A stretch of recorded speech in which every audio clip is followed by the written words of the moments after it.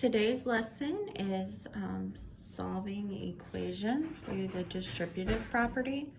I thought maybe might be a little bit easier if I went this way to explain before you completed or even started the lesson.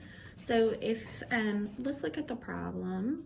Looks like this: 3x minus 5 plus 1 equals 2 plus x. So we know that the distributive property would be, this means to multiply, so we would first want to start and make sure, using our order of operations, there's nothing we can do here because you can't take 5 from x because you don't know what x is right now.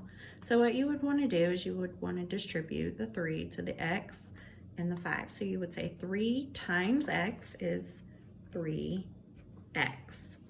Then 3 times negative 5 is negative 15. So it says 3x minus 15.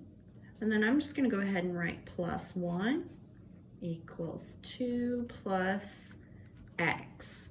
Now, we know from the previous lessons this week, what we need to do is we need to get that variable on the same side.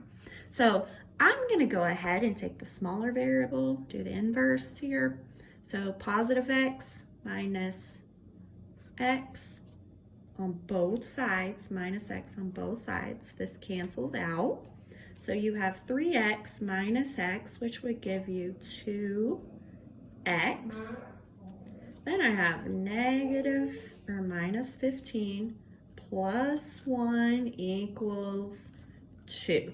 Now, since I already have this on this side, I'm going to leave the variable on this side, so I'm going to need to combine like terms. So negative 15 plus 1 is negative 14.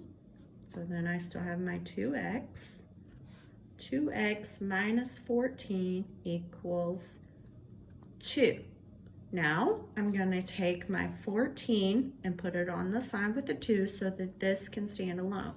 So what's the opposite of negative? It's positive. So you're going to add 14 to move it to the other side. Those cancel each other out. You have 2x equals 2 plus 14 is 16. So then I need to get the variable to stand by itself, so it's multiplying 2. So the opposite of multiplying 2 would be divide by 2 on both sides. So then you would have x equals 8. Okay?